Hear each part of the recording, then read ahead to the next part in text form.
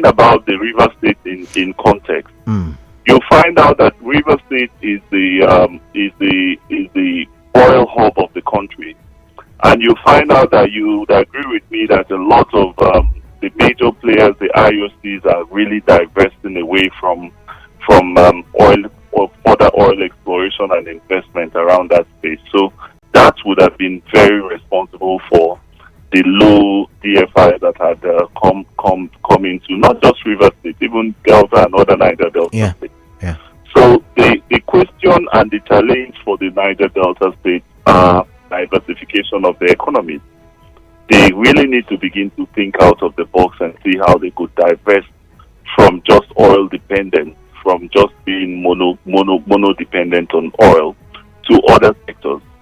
If you take the case of Lagos, you find out that a state like Lagos do have a more favorable disposition to private partnerships and private investment in different sectors in the economy, and they keep rolling out and they keep coming up with all of those kind of PPP investments in the city, and it's very key to de-risk your investment climate for different investors, be it local or foreign, to find it comfortable and to find it appealing for them to invest. So we need to learn the act of the risk in our spaces for those foreign, investments to keep flowing in. So when you talk about the risk, do you think the government has done enough to, create that right atmosphere, that right ambience for investors to feel safe and feel okay to put their investments in River State? Yeah, I think your question is actually two-pronged.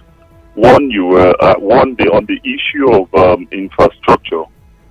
We must have to give it to the previous administration in the sense that we needed this infrastructural development in the city, in the state, because it helps to improve the ease of doing index in the state. We didn't inherit what other states like Lagos State inherited, where they have a robust urban renewal project that would have really taken them from where they should be to where they were after the last administration and where they are now. So I think the previous administration putting in effort in infrastructural development by way of construction of roads, I think it's all tied in.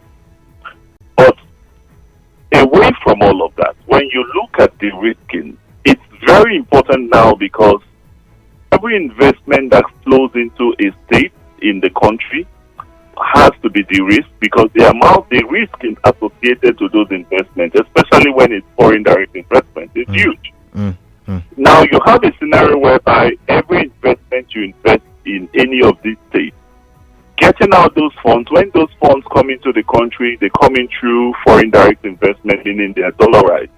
When they are going out of the state, obviously, it's very difficult for them to be able to extract those funds back into the country, back into where they came from. And it makes it a lot difficult for an investor to begin to consider. And it's not just a singular case of just River State. It's a case that cuts across Nigeria because of how our investment climate is today in the country. So you find out that even direct, portfolio investments find it very difficult to even come into the country again, because getting out those same funds out of the country is challenging. So basically, what other states like Lagos are really trying to wrap their heads around, and I think they've done very well, is the attitude, is the act of de-risking those investments. And basically, when I mean de-risk,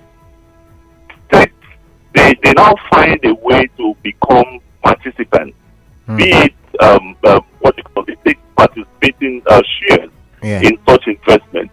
But other states have not been able to understand the dynamics and how to go about getting to pick up those minority interests and minority stakes in those investments. So it makes investors shy away from such states like River State.